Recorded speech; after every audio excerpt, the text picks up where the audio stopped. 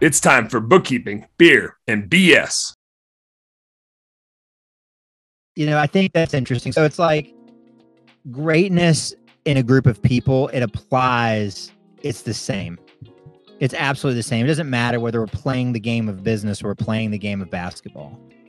And, these things have to be in place. So it's just, you got to have the right people there. If you don't have the right people, and again, I am like the worst sports fan. Like, I don't really have time to keep up with sports. So like, I'm not a good sports fan, but I can think of like some big things that made a difference. And I remember when Appalachian was really making its like run in football.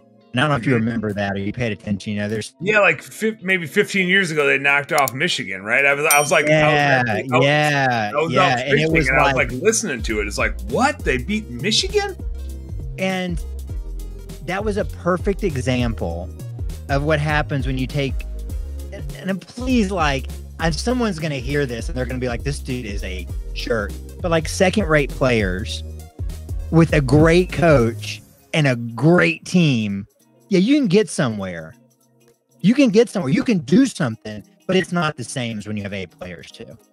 Mm-hmm. Right? I mean, it was really cool to watch. Like, they won a bunch of championships at their level. And it was really cool to see him go up there and like challenge some big dogs. They could go do some things, but it's not the same. Mm-hmm. It's not the same. And so it does take the right people. And then it takes you got to have structure in a business, man. You can't have everybody be great salespeople. You can't have everybody just be great technicians.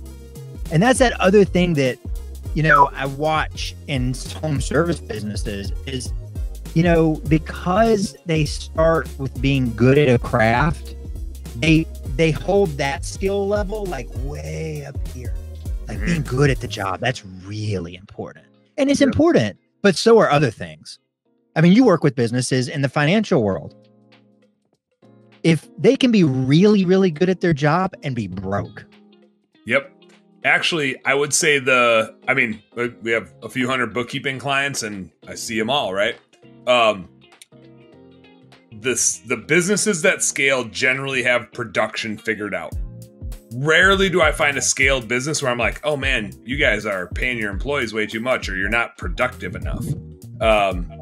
They figure that out. That's like kind of table stakes.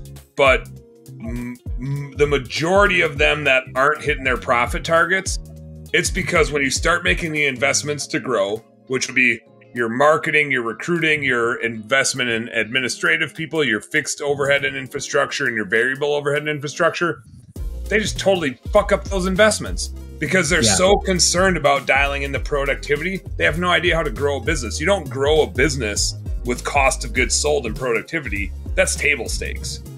You have to have that, but I always say when I'm doing like a bookkeeping demo, I walk them through the financials. I'm just like, it's all about making decisions. Cost of goods sold and those productivity numbers are table stakes.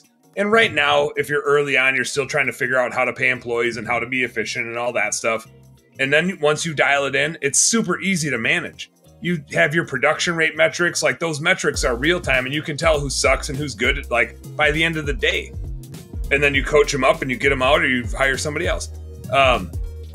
Like the investments in the rest of your business to making sure that your marketing is working, your recruiting is working, your administrative people on point, your sales people are really good, and your rent is right sized and you're not paying too much for all your software, and that your variable expenses on recruiting and repairs and maintenance, like those investments are a lot harder to tell if the juice is worth the squeeze. And the minute you start scaling and making those decisions, that's where I see 90% of business owners start to go broke. They don't go broke when they go out and produce money. They go broke trying to make the investments to grow more.